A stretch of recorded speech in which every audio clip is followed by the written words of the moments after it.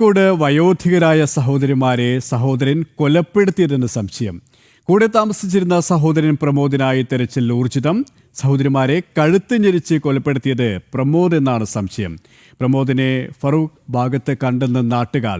ഇയാൾക്കായി lookout circular പുറത്തിറക്കി. വിവരങ്ങളുമായി അനഘ ഹർഷൻ ചിരികയാണ്. അനഘ, ഈ രണ്ട് വയോധികരായ സഹോദരിമാരെ ഇളയ സഹോദരനായ പ്രമോദ് കഴുത്ത് ഞെരിച്ചു കൊന്നു എന്ന് തന്നെയാണ് സംശയം തന്നെയാണോ ബലപ്പെടുന്നത്? പോലീസിന്റെ അന്വേഷണവും ഏത് തരത്തിലാണിപ്പോൾ?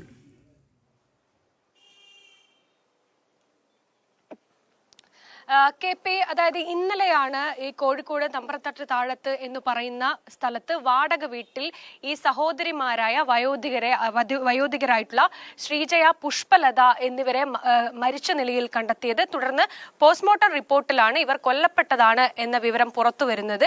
ഇവർ മരിച്ച വിവരം ഇവർക്കൊപ്പം താമസിച്ചിരുന്ന സഹോദരനായ പ്രമോദ് തന്നെയാണ് ബന്ധുക്കളെ വിളിച്ച് വിവരം അറിയിക്കുന്നത്. അതിനെ തുടർന്ന് ബന്ധുക്കൾ വീട്ടിലെത്തിയപ്പോഴാണ് ഇവർ രണ്ടുപേരെയും കട്ടിലിൽ വ്യത്യസ്ത റൂമുകളിൽ മരിച്ച നിലയിൽ കണ്ടെത്തിയത്.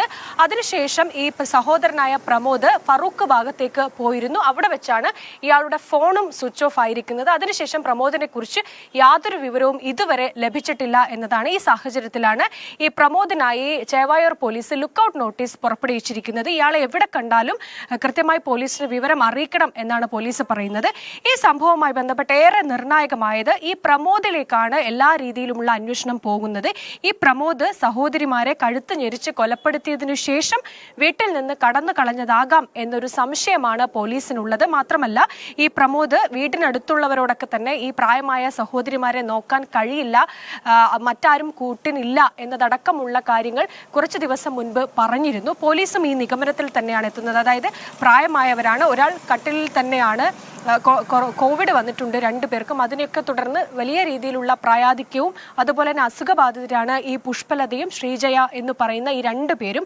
ഇവരെ മുഴുവൻ കാര്യങ്ങളും നോക്കിയിരുന്നത് ഈ പ്രമോദ് എന്ന് പറയുന്ന ഇളയ സഹോദരനാണ്. ഇവരെ നോക്കാൻ കഴിയാത്തതിനെ തുടർന്നാണ് ഈ കൊലപ്പെടുത്തിയത് എന്ന ഒരു സംശയം പോലീസിനുണ്ട്. എന്തായാലും ഈ പ്രമോദിനായിട്ടുള്ള തിരച്ചിലും അന്വേഷണ സംഘം ഈ ചേവായൂർ പോലീസ് ഊർജിതമാക്കിയിട്ടുണ്ട്. KP. അനഘ ഹർഷനാണ് കോഴിക്കോട് നിന്ന് വിവരങ്ങൾ നൽകിയത്.